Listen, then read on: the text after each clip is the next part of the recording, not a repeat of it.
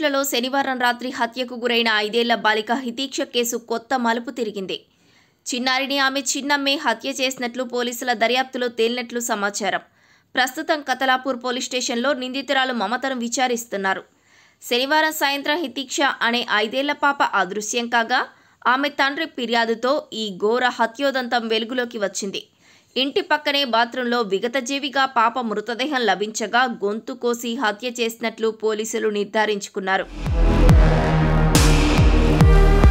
ముందుగా మృతదేహం దొరికిన ఇంటి యజమానిని అనుమానించినా అతడికి ఈ హత్యతో సంబంధం లేదని తర్వాత నిర్ధారించుకున్నారు. అయితే తోటి కోడలు పెత్తనం సహించలేకే మమత ఈ హత్యకు పాల్పడినట్లు పోలీసులు గుర్తించినట్లు తెలుస్తోంది. హత్యలో ఒక్కరే ఉన్నారా, మరెవరైనా ఉన్నారా అనే కోణంలో కూడా దర్యాప్తు చేస్తున్నారు.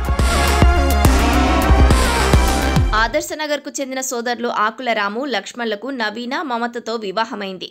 అయితే నవీన, మమత అక్క చెల్లెల కూతుళ్లు. రాము, నవీన దంపతులకు కొడుకు వేదాంశ్, కూతురు హితీక్ష ఉన్నారు. రాము ఉపాధి నిమిత్తం గల్ఫ్ దేశంలో ఉంటాడు. అటు లక్ష్మణ్, మమత దంపతులకు 2 కూతుళ్లు.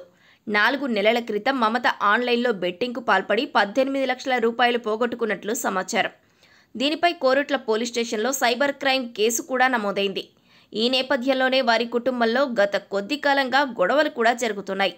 అంతేగాక ఇంట్లో నవీనకు ఎక్కువ ప్రాధాన్యం ఇస్తున్నారని, ఆమెపై మమత ద్వేషం పెంచుకున్నట్లు సమాచారం. శనివారం ఉదయం వేదాంశ్, హితీక్షని స్కూల్కు పంపిన నవీన ఆడపడుచులతో కలిసి షాపింగ్కు వెళ్ళింది. ఇంట్లో అత్తతో పాటు మమత మాత్రమే ఉంది. సాయంత్రం స్కూల్ నుంచి పిల్లలు రాగానే మమత వారితో కలిసి పెద్ద పులుల వేషధారణలు చూసేందుకు వెళ్ళింది. అదే సమయంలో తన వెంట కూరగాయలు కోసే కత్తి, మొక్కలు కత్తిరించే కట్టర్ను తీసుకెళ్లినట్లు సమాచారం. సమీపంలోని ఇంటి గేటు, బాత్రూంకు తలుపు లేకపోవడం సదరు ఇంటి యజమానికి ఆ ఏరియాలో కొంత వివాదాస్పదుడిగా పేరు ఉంది. ఇదే అదనుగా ఆ ఇంటిని హత్య కోసం ఎంచుకున్నట్లు సమాచారం. అలా రాత్రి 7:30 గంటల సమయంలో 3 పిల్లలను ఇంటికి పంపిన మమత హితీక్షను మాత్రం పక్కింట్లోకి తీసుకెళ్లి గొంతుపై కత్తితో కోసి కట్టర్తో మెడ, గొంతు చుట్టూ కత్తిరించినట్లు తెలుస్తోంది.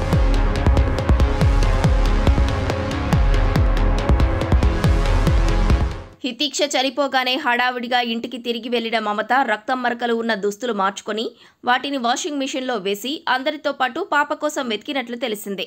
హితీక్ష మృతదేహం దొరకగానే నవీనతో కలిసి ఆసుపత్రికి వచ్చిన మమత అక్కడ బోరున విలపించడం గమనార్హం.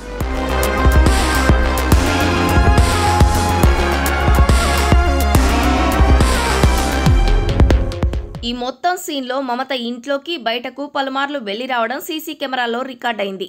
ఈ ఆధారమే పోలీసులకు కేసును ఛేదించడానికి ఉపయోగపడినట్టు సమాచారం. పైగా మమత ఫోన్ను కూడా పోలీసులు పరిశీలిస్తున్నట్టు సమాచారం.